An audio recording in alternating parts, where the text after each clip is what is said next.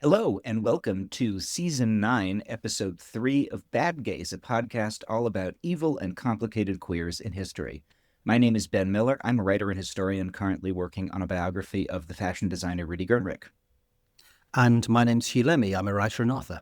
Last week, we talked about Dorian Corey, the fabulous drag queen and one of the main interlocutors in the documentary Paris is Burning, whose life helped us understand the history of drag from enslaved people right after the Civil War all the way through till RuPaul's Drag Race, and who also had a mummifying body in her closet. Who are we talking about this week, Hugh? Let us take ourselves back to a very exciting time. We're talking London at the turn of the 18th century. We're in the reign of Queen Anne, as played by Olivia Colman, and we're on the cusp of entering the Georgian era. The city is the largest in Europe, and it's growing. It's past the 500,000 mark. And by the end of the century, it will have actually doubled in size. It was also changing from its medieval form. Its coffers were filled with trade to and from these colonies, and the first wobbly steps of capitalism were starting to happen in the exchange of stocks and shares in its coffee houses, and also the foundation of the first learned societies like the Royal Society. Now imagining the first wobbly steps of capitalism as resembling the wobbly steps of those rabbits in that Yorgos Lanthimos movie. So it's this time of rapid change. The first daily newspapers were being founded, the first department stores, and migration was causing a cosmopolitan society to emerge. There were tens of thousands of Huguenots who were living in the city, and there was also an influx of Sephardic Jews who were fleeing the Inquisition in Portugal and Spain, and that led to the building, for example, of the Bevis Mark Synagogue in Aldgate. So in many ways, it was becoming a modern city. Yet the organisation of the city, the infrastructure really wasn't keeping up. Despite having been razed by the Great Fire of London in the 1660s, the city had been rebuilt on almost exactly the same medieval street plan. There was this opportunity to rebuild a sort of modern European city, but instead they just used the same street plan because landowners didn't want to give up their land. So you had these sort of overhanging windows and roofs that led to these dark, forbidding streets. The city was really cramped, and it was dark, and it was polluted with human waste. On the streets, there was no sewage system, and the popular sports in the city were really cruel. There was bear baiting and bull baiting and bare knuckle boxing. People drank. They drank to excess, particularly spirits like gin. It was a dangerous place to be at night. There was no social safety net. Soldiers from England's many wars would be demobilised without work. Weapons were plentiful. The poverty was extreme, and then the rich and the poor lived together in very close quarters. So many of the modern infrastructures that sustain a city didn't exist at this time. There was no sanitation system, no power, no public transport, no police force. And it's at this moment when our subject today moves to the city from Wolverhampton in the Midlands. It's 1703. His name is Charles Hitchen. He's an apprentice cabinet maker, and he's newly married to Elizabeth, who hails from Hertfordshire, which is north of London. Hitchen was in his late 20s and was big, tall, striking man. He wore, quote, a long peruke and sword. A peruke is a sort of wavy wig. So they take place at a little house near St. Paul's Cathedral, right in the very heart of the city. And this is pretty much all we know of this couple when they arrive in London. It's thought they might have had a child, but we can't really know for sure. And it wouldn't have taken Charles very long to realise the potential of this sort of den of iniquity that he was moving into, living in a place like that. And no doubt he fell into the world of the sort of common criminal easily in the taverns and inns of the neighbourhood. The rapid growth of London, with workers arriving from the English countryside and from Scotland and especially from Ireland, meant there was this huge growth in available workers, but many came without working skills. And as a result, in Queen Anne and in Georgian London, the crime was absolutely through the roof. And there was no police force to deal with the problem at all, which was so bad that even King George III apparently had his boot buckle stolen from him while he was out for a walk in the park. Like, even the king isn't safe from being mugged. So what could the common criminal expect by way of crime prevention and law enforcement at the time? Very little, really. There was no police force, as I said. The first line of defence against crime was still this thing called the medieval hue and cry. If you were being robbed, you sort of called out thief, and anyone within earshot had a legal obligation to join in the chase and try and apprehend a criminal. Each parish employed constables and night watchmen. So the night watchmen patrolled the streets at night, as the name suggests, and they were effectively supposed to work as a deterrent. They were there to stop and question anyone who was out and about without just cause who looked a bit dodgy. But this was an amateur affair, quite literally. Each household in the city was expected to take their turn patrolling. And as the city became more dangerous, of course, lots of households didn't want to do this, so they would employ deputies to cover their shift. So the rich would just pay someone else to do the job for them. And eventually this role was then taken up by the parish, and they funded it with a local tax. And then there were also constables who were higher up the food chain. And a constable was in charge of organising the night watch, but he also had all these other powers to arrest criminals, to execute warrants issued by Justice of the Peace and so on. And the constables were assisted by beadles who were employed by local wards and also by institutions. I think today when most people think of a beadle, if they know what that means at all, they probably have in their head the figure of Harry Seacombe as Mr. Bumble the Beadle in the musical Oliver from the Charles Dickens book. Or the beetle in Sweeney Todd, Beetle Barker. Right, Another musical reference. Yeah, exactly. They're almost like comic figures now of like almost petty corruption and like small town authoritarianism somehow.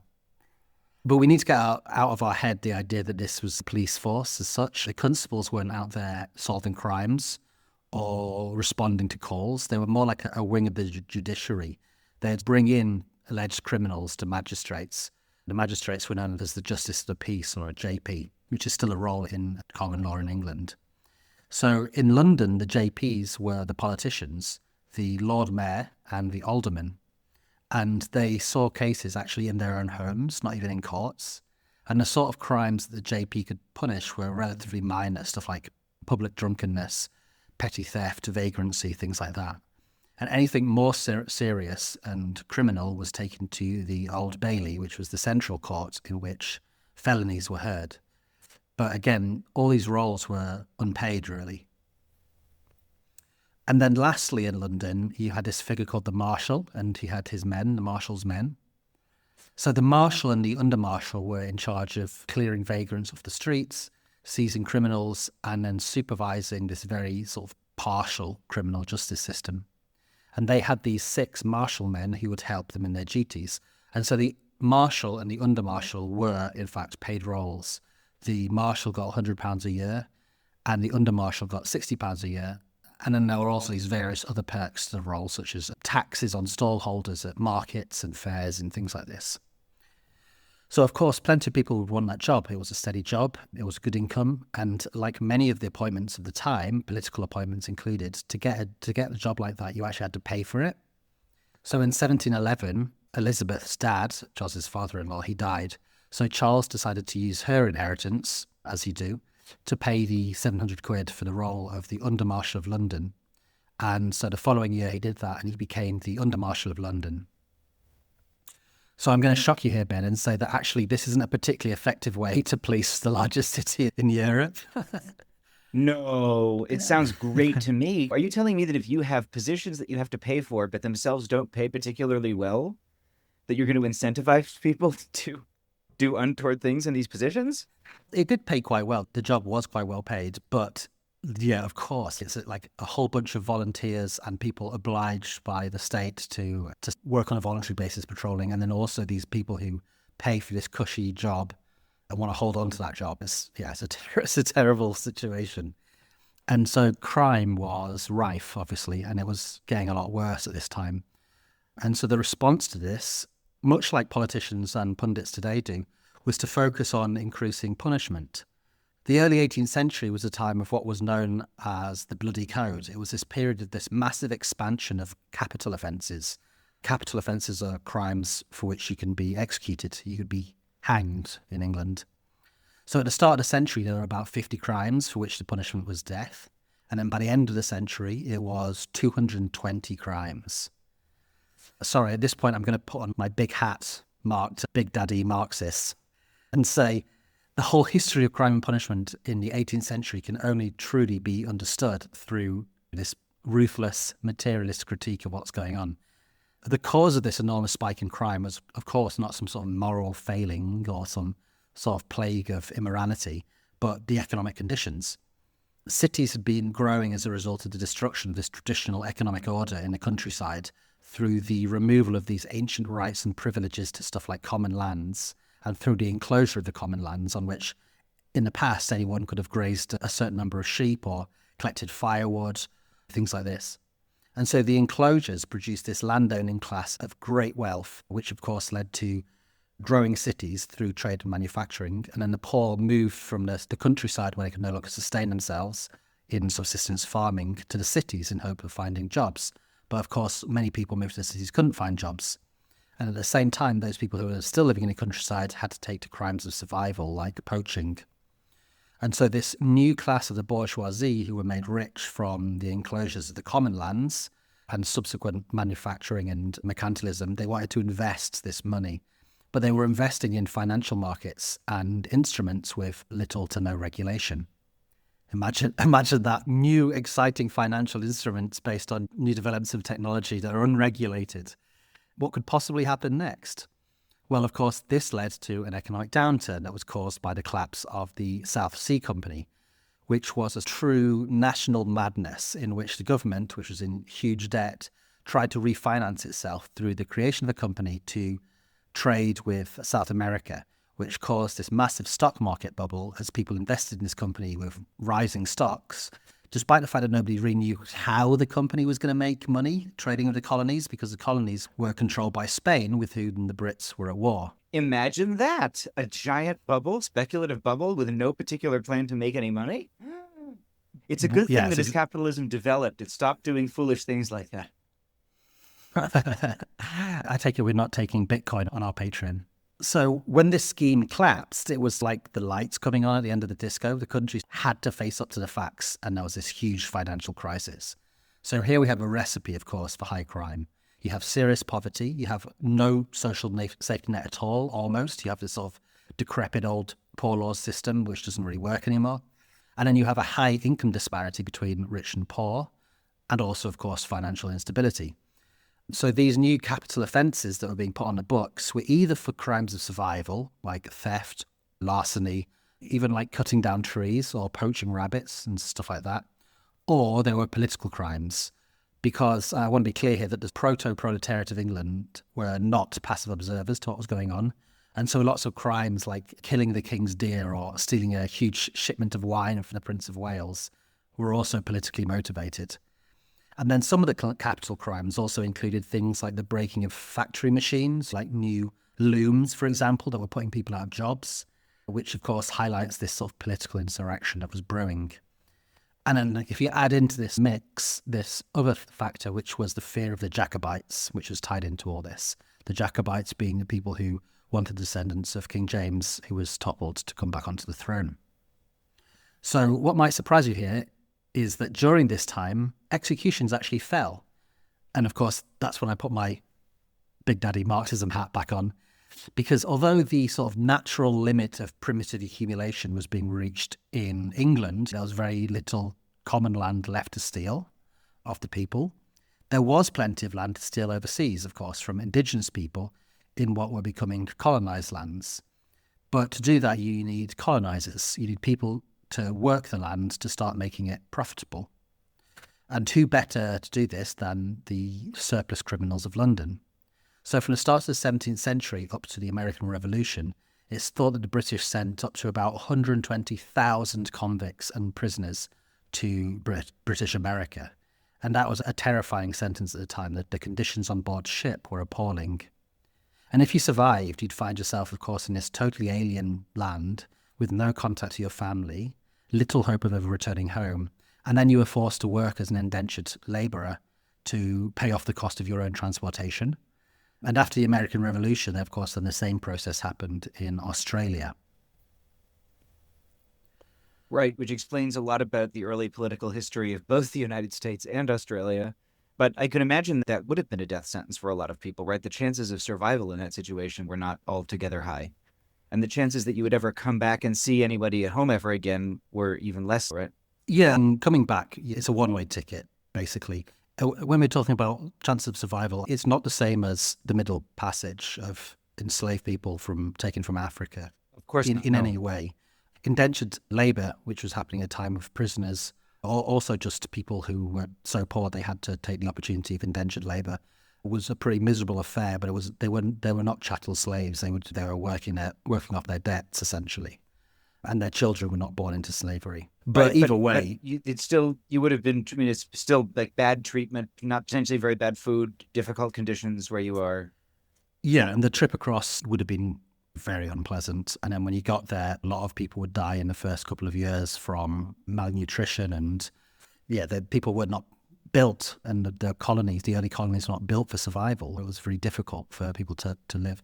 Right. And then, of course, there were attacks by indigenous people who were pretty pissed off that people were coming in, taking this land, which had traditionally they had lived on. So either way, the choices here for a poor person, for a sort of proto-working class person in England at the time, in London, were either poverty or transportation. And both, of course, seemed like a horrifying prospect. But that situation was good for men like Charles, who could take advantage of both the sort of fear that poor Londoners had, and then, of course, of his new job to make what I think in history books is called a fuck ton of cash. He became absolutely loaded. So when he took the job, he bragged that he personally knew over 2,000 thieves in London, which suggests that his familiarity with the London underworld was already considerable from the other side of the coin. Just reminds me of the Threepenny Opera, right? Where the thieves of London are this kind of, they're controlled by this kind of sub-elite or this kind of lumpen elite, right? And they can be brought out and used for various kinds of like power and political will. It's funny you say that, Ben, because as the story develops, we will learn that this is not just similar to the Threepenny Opera, but this is the story from which Threepenny Opera was eventually devised. Yeah, we're talking about the same people here. Well, to paraphrase, next time you go on one of your historical materialism rants, you will have to paraphrase what Kurt Weill said to Bertolt Brecht and tell you that I cannot podcast the Communist Manifesto. You come for the opera and stay for the Marxism. This happens often, but anyway. So anyway, he used this new role that he had as under marshal for credibility, essentially. And he became what was known as a thief taker, which was part of this system of kind of private law and order that boomed in the absence of a state response. So a thief taker was someone who would find those who'd robbed some rich gentleman of his money, his pocketbook, or his boot buckles, or his wig, or whatever. And then they would retrieve the stolen items and they would return them to their rightful owner for a reward. Often when someone had been a victim of a robbery, they would actually advertise it in a gazette with a reward to reclaim their item. So, okay, that's all well and good. But once you also have the ability to take criminals to court, you have, of course, a conflict of interest. And so at the very least, an under-marshal who's also working as a thief taker is moonlighting, but it also allows the thief taker to blackmail a criminal. He can say to the criminal, give me all your stolen goods or I'll have you hanged. And so Hitchen began his very profitable career playing both sides of this system. That career actually almost collapsed just before it even really began. He'd been in the job just a few months and he'd already set up this profitable scheme whereby thieves would sell him the stolen goods for a small amount of money and then he'd return them to their owners for a much larger amount of money. According to Gerald Howson in his book on the legendary thief-taker Jonathan Wild, Hitchen could make about £40, which is about £7,000 in today's money, just by returning a pocketbook, a wallet stolen. I don't quite understand how that works, but we're working at a different sort of economic scale at this point. And he was greedy, so his plots of extortion weren't without risk. And just a few months into his term, the court of the aldermen, who oversaw the positions of the marshal and the under-marshal, had no fewer than 10 complaints on their desk about him, including one from a Quaker, Nathaniel Smith, who'd had his pocketbook stolen, seemingly by a sex worker, and whom Charles then tried to extort. So he took Smith to this den of thieves in order to extort him, blackmail him for having visited a sex worker. And when he was there, Smith realised that he knew all these thieves by name, so he figured out this ruse that he was being blackmailed. So the aldermen were going to catch-22 situation because on the one hand, they couldn't just let him continue in his job because it would sully the good name of the mayor. But also, and this goes back to the idea of buying offices, they couldn't fire him. Because he'd bought this job just a year ago, he could then resell it. If he was forced to sell it now, he wouldn't have made any money off it. And so the cost of the job would be undermined and then the position would be worthless. It wouldn't sell. So instead, they established a committee to investigate him, and then they did what any decent British politician does. They kicked the issue into the long grass. It got tied up in the investigation. Hitchen put forward his case, and he said that not only should he be allowed to keep his job, but actually he should get a pay rise. In the end, in the following summer of 1713, they suspended his right to serve the mayor directly, but he still retained the right to arrest and to bring criminals to court. And that was enough for him to continue. But having been suspended, he no longer had this team of marshalmen to help him run his racket as a sort of freelance thief-taker and extortionist. Two of his thieves, whom he called his mathematicians, introduced him to a young debtor who was languishing in the Wood Lane Compter. A Compter was like a prison for debtors. So this prisoner was a young man called Jonathan Wild. So Wild was known as a fence, someone who handles and shifts stolen goods. And Hitchens struck him a deal. He said, you know the scene better than me. You know who all the pocketbook thieves are and so on, but you're paying them too much for these stolen items. He says, team up with me, the thief taker, and we'll push the prices of stolen goods down for the thieves, and so we can take a higher cut of the rewards. And Wilde agreed to this, and he became Hitchens' assistant. So that was a good idea, but in the end it would actually prove to be Hitchens' biggest mistake yet. Am I the only one who sees this as a completely logical application of the rules of developing capitalism into this kind of crime fighting for profit? That basically what you're trying to do is drive down your cost of goods, drive down the cost of doing what you do, and drive up the amount of money you can get from it and maximize the profit and the gap in between, right? Yeah. They're businessmen, and their businesses. It's the standard model of business, which is not so different than the standard model of crime. Right, and if you look at it, what really is the difference between what they're doing and what was happening in the enclosures? Very buy similar. it cheap, buy it low, sell it high, basically, yeah. So for about a year, these two men worked very well together. Despite his sort of subservient role, Jonathan Wild was actually the cannier and more knowledgeable operator. But Hitchen had a much better eye for organised corruption. So he would launder money, he would blackmail innocent men who were like, for example, taking a piss in the street and say that they were looking for a sex worker and things like this. But he was actually quite crude of his work, unlike Wilde, and often he would actually sell goods before their owners had time to reclaim them and pay a reward. He was just turning it over. And he was also personally quite objectionable. He was rude and argumentative. He would bully people. He would force brothel keepers to pay him protection money. But nonetheless, the following year he applied for his reinstatement as under-marshal with a new plan for cutting crime, and astonishingly, he got the job back. So he returned to his more openly corrupt ways, using the marshal's men as his sort of hoodlums, and cut Wilde out of the deal. Now, this was a huge error, because Wilde was a much smarter man, and he developed his own network. And rather than buying the goods off the thieves, he just employed the thieves. He ran a ring of thieves, and he would have them hold the stolen goods themselves, so he wasn't even handling the goods. And then he would wait patiently for the victims to advertise their losses in the paper. He'd then visit them, and he'd tell them that I'm an accomplished thief taker. I've actually heard where the goods might be found. And of course, the victim would be very happy. They would pay him his reward. He'd tell them where they could find their stuff. But as the thief taker, he could now also blackmail the thieves. He'd say, join the gang and get a smaller cut, or I'll bring you to the courts. And if rival thieves muscled in his territory, he'd just shop them. He'd just grass them up. So he set up what was called a lost property office in a room above a pub on the Old Bailey, which is the street on which the criminal courts can be found. And anyone who had something stolen could visit him, pay a small administration fee. They'd come back later to see if he'd found out where it might be. And what a surprise, he just happened to know where it was. What a surprise. Oh my God. How did he ever find out? This is all, just a quick question here. Was this all, was this transparent to people at the time? Were people at the time assuming that the system wasn't corrupt, or was it basically universally understood by everyone that this was a sort of laughably corrupt system? I don't think it was universally understood. So, obviously people were writing about it. There were people who understood the closer you were to this system, the more you understood how it worked. The real question is, what do you do about it? Because you're going to go to the marshal and the under marshal. They're part of the same system. There is no police force. Right, to of crack course. down No, on corruption.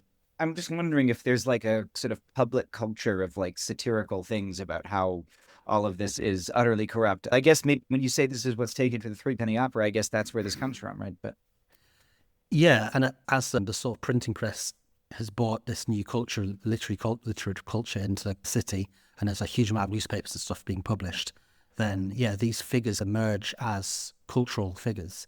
People know who Jonathan Wild is, and as we'll discover later, these figures can become sort of folk heroes or folk devils as a result. So they have this ingenious system, but Wild's system now puts him directly at war. He has a turf war with Hitchen.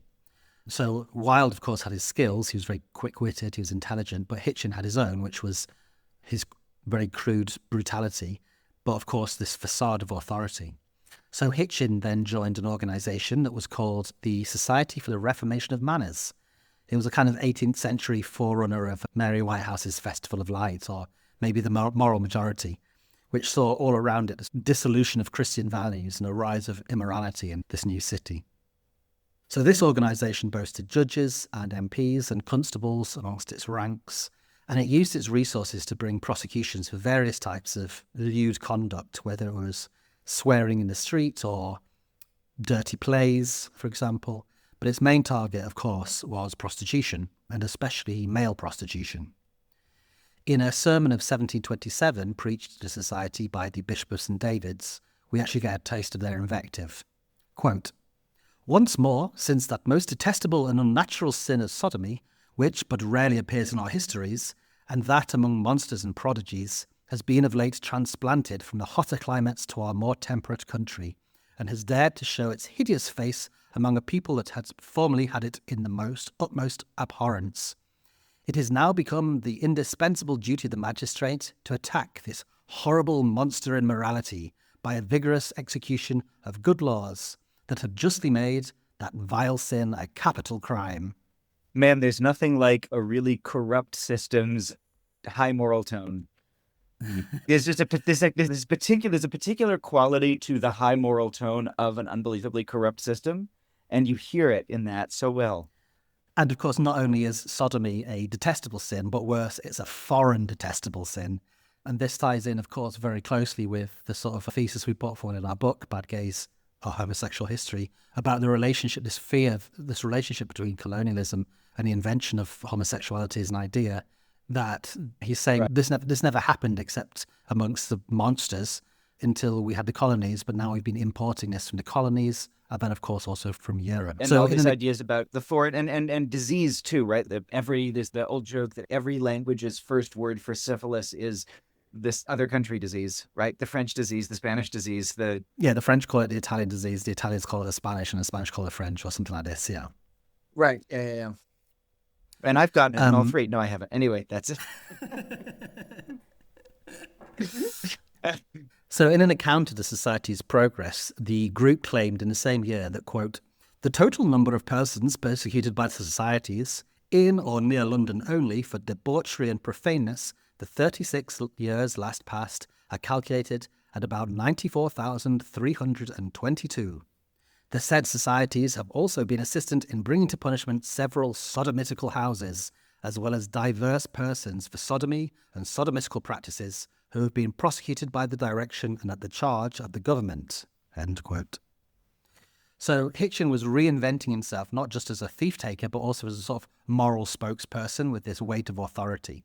And he brought this public authority to bear on his old assistant turned enemy, Jonathan Wild. In 1718, he decided to expose Wild in a pamphlet he wrote titled, quote, "A true discovery of the conduct of receivers and thief-takers in and about the city of London, to the multiplication and encouragement of thieves, housebreakers, and other loose and disorderly persons." And in this, he outlines Wild's organisation and his practice, and he implores the Society of Manners and the government to act against all the thief-takers, especially the most powerful one, who he calls the regulator, which was Wild. He says, "Knock but away those pillars of debauchery, and the whole fabric of robbing and thieving with other disorderly persons and practices will immediately give way and fall, of course." End quote. So Wild responded to this with a pamphlet of his own. In the pamphlet, titled "An Answer to the Late Insolent Libel," He describes, in much more convincing prose, that Hitchen as, quote, the original grand thief-taker and my old master in iniquity. He describes Hitchen's own strategies and practices, but he then significantly raises the stakes. The under-Marshal Hitchen is not just a corrupt thief, but commits some even more detestable sins. So I'm going to quote an excerpt now so you can get a taste for it. In this piece, the man, or the buckle maker that he refers to, that Wilde refers to, is himself, Wilde, and the marshal is obviously Hitchen. Quote, one night the marshal invited his man, the buckle maker, to a house near the end of the Old Bailey, telling him that he could introduce him to a company of he-haws. The man, not rightly apprehending his meaning, asked him if they were hermaphrodites. No, ye fool you, they are sodomites, such as deal with their own sex instead of females. This being a curiosity the buckle-maker had not hitherto met with, he willingly accompanied his master to the house, which they had no sooner entered, but the marshal was complimented by the company with the titles of Madam and Ladyship. The man, asking the occasion of these uncommon devoirs, the marshal said it was a familiar language peculiar to the house. The man was not long there before he was more surprised than first. The men calling another, my dear, and hugging, kissing, and tickling each other as if they were a mixture of wanton males and females, and assuming effeminate voices and airs, some telling others that they ought to be whipped for not coming to school more frequently. The marshal was very merry in this assembly, and dallied with the young sparks with a great deal of pleasure. End quote. My ladyship, Hugh. I need to start calling you my ladyship. Yes, my dear. And if I call you, yes, my dear. We already call each other my dear, but my ladyship is probably I think really where we need to work on it. Yeah, it's funny, isn't it? Because it also chimes with the stories in the episode we did on Jack Saul, the 19th-century prostitute, sort of more than 100 years later, where he talks about going to a similar sort of house in Dublin, and I think it was the postmaster was there, and he was known as the Duchess. The more things I'm also changed, known as the Duchess. I'm also yeah, known as the the more they Duchess stay the occasionally. same. Anyway, at this point in his story, someone arrives at a house whom Hitchen knew, but wasn't expected to be there, and he didn't want to be seen there. So he suddenly throws his arms up and claims that actually he's there to shut the place down. As he's leaving, he says he knows of another such place in Holborn where, quote, such sort of persons used to repair and dress themselves up in women's apparel and dance and romp about and make such a hellish noise that a man would swear they were a parcel of cats a caterwauling. But, says he, I'll be revenged of these smock-faced young dogs. I'll watch their waters and secure them and send them to the Compter. As for the making noise like a bunch of screaming cats, I can say the more things change, the more they stay the same. Yes. If anyone's ever been outside a gay bar or lived above one, So having we are allowed people. Yes. Having been caught at this Molly house, basically, he comes out and to prove that he's a real man, he decides he's going to go and raid this other Molly house and send them all to jail. And this he does, sending the perpetrators / victims, really, to be tried by the Lord Mayor, and they were still in drag, in fact. Quote, completely rigged in gowns, petticoats, headcloths, fine laced shoes, fur-billowed scarves and marks. Some had riding hoods, some were dressed like milkmaids, others like shepherdesses with green hats, waistcoats and petticoats, and others had their faces patched and painted, and wore very extensive hoop petticoats. End quote. So he raided this femboy convention, but of course the results were appalling. You know, they were dragged in front of the Lord Mayor, dragged in front quite literally in drag, or perhaps these identities were not, they were called sodomitical then. There's probably something crossing over with contemporary trans identities, of course. A bunch of queers in the best possible meaning of the term. And so they're then sentenced to hard labour in the workhouse. And the punishment is so tough, Wilde claims, that soon after the release, one of these young men actually dies. Again, we see similarities with Oscar Wilde, with Stella and Fanny in the 19th century.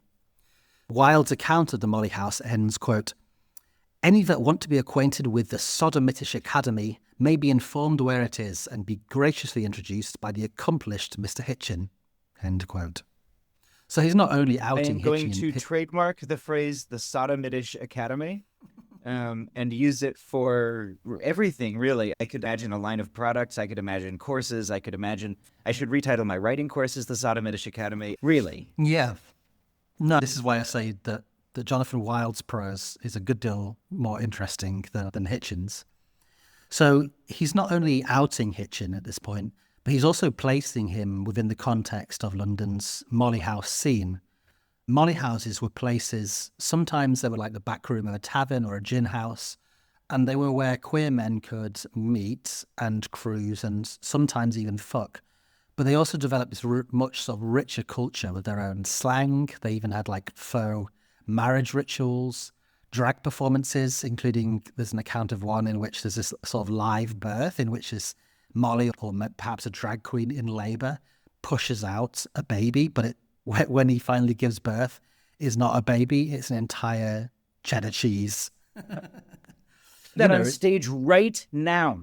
And so in a couple of weeks, I'm going to be performing, we're actually reading from the Jack Saul chapter of our book, which has a lot to do with this conversation we're having now, on stage at Folkspuna with some drag artists. And I need to take along to the magisterial bleach the idea of giving birth to an entire wheel of cheddar cheese on stage.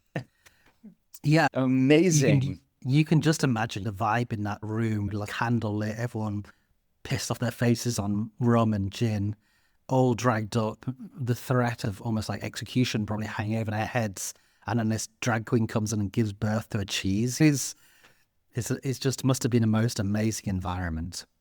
The best source, I think, for learning about molly houses is the eminent gay historian, a bit of a problematic fave, I think, for this podcast, Richard Norton, who has collected a lot of primary sources on sex in the 18th century London scene, and whose work I consulted a lot while writing this episode. So this is a quote from his book, The Georgian Underworld, about the sort of camp names that they used to call each other in the molly houses.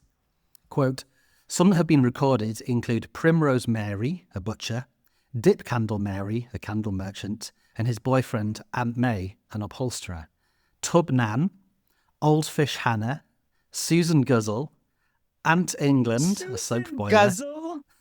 Drag name, Susan Guzzle. The Duchess of Camomile, who lived in Carlisle Street, and St Dunstan's Kate, who was a clerk in St Dunstan's Church. We know the real names of many of these men. A molly house in Black Lion Yard, near Whitechapel Church, was kept by Jonathan Muff, who rejoiced in the nickname Miss Muff, end quote. So Miss really, tag Muff? yourself. Tag yourself. Oh my God. I love. You can be Susan Guzzle, I'll be Old Fish Hannah. Okay. So the molly house Fine. in Holborn that Hitchen took Wilde to was probably the famous Mother Clapp's molly house, which was run by a couple with the fortuitous name of John and Margaret Clapp. John ran a tavern. John but and Margaret Clapp? Yeah, Maggie Clapp. My name is Maggie Clapp. Oh my God. Hugh. Mother You Clapp. can't do this to me. So John ran a tavern, but Mother Clapp ran the molly house, which was a large one. It wasn't really a brothel or a pub. And she wasn't like a madam for the men. She wasn't like pimping them in any way. She just seemed to have liked them and provided this space in which they could gather. So to get a taste for what Mother Clapp's was like, here's a passage from a spy who worked for the Society for the Reformation of Manners, who, quote unquote, infiltrated a party there one Sunday night. If anyone wants me to infiltrate their party as a spy, I'm more than willing. So, quote, I found between 40 and 50 men making love to one another, as they called it. Sometimes they would sit in one another's laps, kissing in a lewd manner and using their hands indecently. Then they would get up, dance and make curtsies and mimic the voices of women. Then they would hug and play and toy and go out by couples into another room to be married, as they called it. As for Mother Clapp, she was present all the time, except when she went out I to bet she was fetch- present all the time when there wasn't Cipro either. except when she went out to fetch liquors. The company talked all manner of gross and vile obscenity in her hearing, and she appeared to be wonderfully pleased with it, end quote. It does sound like a lot of fun, I can't lie. That's And great. she's- Yeah. When's this? Is this happening in Berlin or Barcelona anytime soon? Can we go? And I have also met a number of women like this, generous hosts. So now the story was out. Hitchen was not just corrupt, but he was a hypocrite and a sodomite to boot. And despite Hitchen striking back in more pamphlets, it was Wilde who was victorious in his fight for control of the London underworld. And he was soon called to come to call himself the Thief-Taker General of Great Britain and Ireland. Hitchen returned, one imagines, to his career of sort of petty corruption and extortion, leaving this thief-taking and thief-making job to Wilde. But Hitchen would actually have the last laugh. So about 7 years later, Wilde's luck ran out. He'd been involved in this game of cat and mouse with a thief called Jack Sheppard, who had refused to work for him. So Sheppard was this young, very handsome man, and he'd actually managed to escape from prison a number of times after having been caught by Wilde. On one occasion, he helped his wife, who was called Bess. He helped Bess escape too. And the mood in London had been changing after a number of high-profile corruption scandals. So there was this sort of anti-establishment mood in the air. And so Jack Sheppard became a sort of folk hero, a sort of anti-establishment, almost like an anti-corruption folk hero because he refused to work for Wilde. And when he was finally executed, it's said at the time that about 200,000 people came out to support him on his way like to a the third of the execution. population of London at the time? 200,000 fans.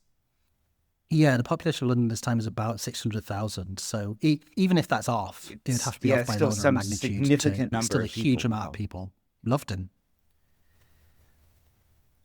Yeah. And it's a sign of how popular he was that he would live on in accounts of the case by Daniel Defoe. And as well, he was the model for Macheath in John Gay's The Beggar's Opera. And of course, from that comes Mac the Knife in Brecht and Weill's Threepenny Opera. So yeah, when people hear Frank Sinatra singing Mac the Knife, this was the original Mac the Knife. This was Jack Sheppard. And his name also lives on in this very British expression that we have when we say about somebody, oh, he's a bit of a Jack the Lad. It's a very common expression in the UK.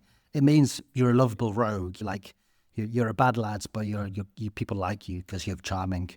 So the phrase Jack the Lad comes from Jack Sheppard. Zähne und die sieht man ins Gesicht. A little bit of the original ballad. Actually, the final couplet of that is one of the best Brecht ever wrote, which is basically some people stand in the light and some people are in the dark, and you see the ones that are in the light and you don't see the other ones. It's really chilling. And that's the end of Threepenny Opera, is that couplet. Yeah, what a great writer. So Jonathan Wilde at this point was no longer seen as this canny law enforcer, but he was basically now the man. He had hanged this handsome young hero who refused to join in this system of corruption, even though he was a thief. So just a few months after Sheppard's execution, Wilde was arrested and he was tried for theft. He was convicted and he was sentenced to death. He actually tried to take his own life in order to prevent being subjected to this horrific public execution in front of crowds of the angry public, but his attempt failed. So he took laudanum, but he didn't die. And so instead he fell into a coma, and he was actually taken to the gallows, to Tyburn and hanged while he was still in a coma. It's a barbaric sight, and that drew, again, tens of thousands of people to celebrate the death of this underworld figure. And here's Hitchen's revenge. As he was still the under-marshal at this point, he was almost certainly present at Wilde's execution, and he would have ridden behind him at the cart in which this guy was carried to the execution comatose in order to be killed. This is such a brutal time in England and especially in London's history. And a tale like that really says it. Everyone's just been taken off to be hanged, right, whether they're conscious or not. So after Wilde's execution, Hitchen really must have felt untouchable. And 2 years after the hanging, he felt cock of the walk, if you'll excuse the phrase. One evening, he picked up a guy called Richard Williamson, and he took him first to the Royal Oak pub and then to the Talbot, which were both pubs on the Strand. And after drinking, he paid the landlord to make up a room for the night and bring them a nightcap, a little drink, and then they fucked. So the next day, Williamson told a relative of his, one Joseph Cockcroft, and so they decided what they'll do is entrap Hitchen. So again, the two men went to the pub together, and him and Hitchen got a room. But this time, Cockcroft and Christopher Finch, who was a servant at the Talbot, lay in wait and they looked through a keyhole to watch them fucking. Cockcroft then burst in on them, and Williams pressed charges for what was deemed an assault. As it was at the time, sodomy was seen to be an assault. And Hitchen was brought before a judge accused of sodomy and assault.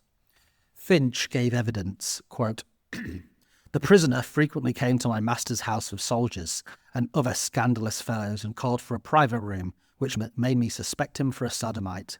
And so, when he came for the prosecutor, I peeped through the keyhole and saw him." That's redacted. So, because they couldn't prove that Hitchen had ejaculated, which is what you needed at the time to prove the act of sodomy had taken place, he was convicted for attempted sodomy, and he was sentenced to stand in the public pillory. I think the pillory has like a reputation today through cartoons and films and stuff, almost like a comical punishment. You'd have your hands and head stuck through this plank, and people would throw eggs or rotten tomatoes or whatever at the prisoner. But actually, this is really far from the case, and that's clear through Hitchen's story.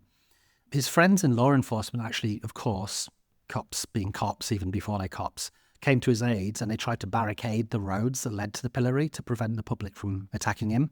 But Hitchen, of course, had a huge number of enemies, especially amongst sex workers whom he'd exploited and blackmailed and punished for years. And they broke through this line of constables, and there was a near riot. Stones, mud, even shit were thrown at Charles, to such an extent that, according to Richter Norton, the clothes were actually ripped from his body, and the punishment was ended. So he was early really, through fear really that hated. The crowd was actually going to kill him. Yeah, and you're trapped in this pillory, and people are throwing stones at your head. It's awful. And he was then taken to serve the rest of his sentence in prison. And it was unfortunate for Charles, really, that he was caught up in this wave of repression against molly houses and sodomy that the Society for the Reformation of Manners had launched in the wake of Wilde's accusations against Hitchen. And unfortunate, of course, that corruption couldn't save him this time. He'd gone too far. Norton even suggests that the case was actually a setup by the Society, or perhaps by the powers that be, to finally get rid of Hitchen. And if that's the case, it worked. Once he was released from jail, he managed to sell his position as an under-marshal, and just in time, because a month later he died, almost certainly from injuries that he'd sustained in the pillory. And despite his conviction, his long-suffering wife did actually manage to claim his pension, so one can only hope that she made back the money that he took from her in order to buy the job in the first place. Bad Gaze doesn't run ads, we're not part of a big media network, and we're not underwritten by any big donors. That means our analysis and work is independent, critical, and free for the community. Only through your generous support can we take the time to write and research each of these extensive episodes. Become part of a community of like-minded listeners by subscribing to Extra Bad Gaze on Patreon or Apple Podcasts. Every month, you'll get access to our subscribers-only podcast, where we discuss the latest in queer politics and culture, and our Gaggany Gunkles advice segments, where we take reader questions about sex, relationships, and queer life. You don't want to miss those segments, nor do you want to miss our new jingle. So join the community at patreon.com/badgazepod, or subscribe right in Apple Podcasts. And you can also check out our merch, including hats, beach towels, t-shirts, and of course our book, Bad Gaze, A Homosexual History, at our website, now in English, Spanish, and Italian. Thanks. Thanks for that, Hugh. My main question is, what happens to molly houses after all of this? So you have this big kind of scandal of this hated person being caught in one of them. It all goes through the media. Does this lead to a kind of broader crackdown? Do they survive? I mean, we've talked a lot on the show about how scandals like this can often lead people to actually not embrace, people start going to the Mattershine Society because of that horrible Mike Wallace TV report about the homosexuals. People start going to Hirschfeld for gay advice because he testifies in his Eulenburg trial. So does the same thing happen with molly houses? Do they attract clientele? What's the kind of evolution of them? That's an interesting question, because it's one of these sort of evergreen kind of questions of anything to do with queer history.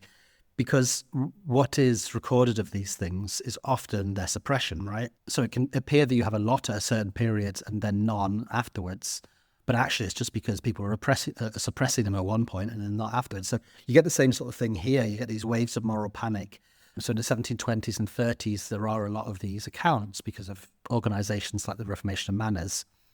They certainly reappear again in the 1750s as a phenomenon in the literature, but they're probably being run by the same people throughout that period. There is again suppression towards the end of the centuries. There's accounts of raids on going up to 1810 almost, right to the end of the Georgian periods. And as we enter the Victorian periods of raids, you have on places like the White Swan, and they're called disorderly houses. You start to see the use of laws about shutting down brothels, for example, also being used for molly houses. Molly houses weren't brothels. There's a conflation that happens in the law there, but it's not really a brothel. But of course, you get similar sort of places throughout the 18th century. In the Jack Saul chapter, we talk a bit about some of these. But you also see the emergence of this class difference emerging there, where male prostitution and male brothels are also emerging, but they have a social function. So it's a very complicated sort of story. And I guess it continues right through into the 20th century. That's the point where you get this idea of a homosexual such as we understand today, but you get a continuation of the same forms of sociality emerging in what today we'd call gay bars. Places like the Royal Vauxhall Tavern probably have a queer history going back to the late Victorian period. And again, as when we talk about queer history a lot, if you just use your own experience as a guide, that description of the person giving birth to a cheese sounds a lot like, I don't know, Lee Bowery. If I went to the RVT on a Wednesday night and saw the blessed David Hoyle on his back pushing out a huge cheese, it would make total sense to me. Yeah, what's the difference between a molly house, a brothel, and a proto-gay bar? They're not much similar. Yeah. So, Hugh, what is our verdict? Do we say good, not good, bad, medium, gay, not gay, bad, not gay, good, gay? Where are we? I think he's probably gay or bisexual in modern parlance. Who knows how he would have identified himself at the time. Bad, good. I agree with Dante that the lowest circle of hell is reserved for people who betray their friends, traitors. And that to me, like this, the difference between him and the boys in the molly house was one of power. And when pushed up against the wall, so to speak, with his back against the wall, he threw his fellow queers under the bus in order to get away with it. He sounds like an absolutely terrible person.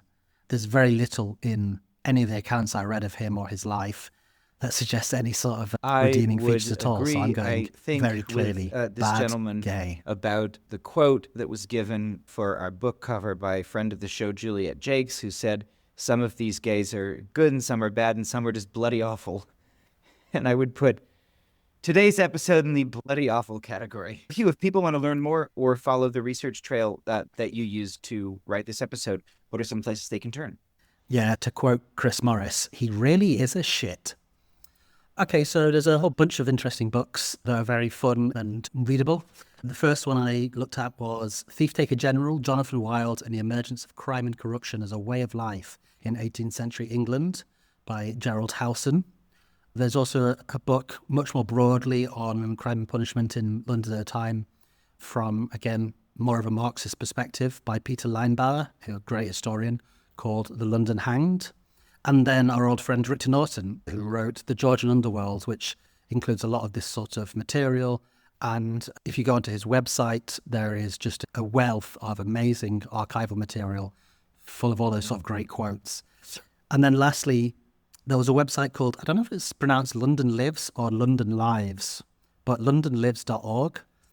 So you can follow me at benraisthings.bluesky.social, and you can follow the show at Bad Gays Pod on Blue Sky and Instagram. You can support the podcast at patreon.com/badgayspod. And you can follow me, hugh.substack.com. And until next week, bye. Bye. Bad. Bad. Bad. Bad. Bad. Bad. Bad. Bad. Bad. Bad. Bad. Bad. Gays. Bad gays.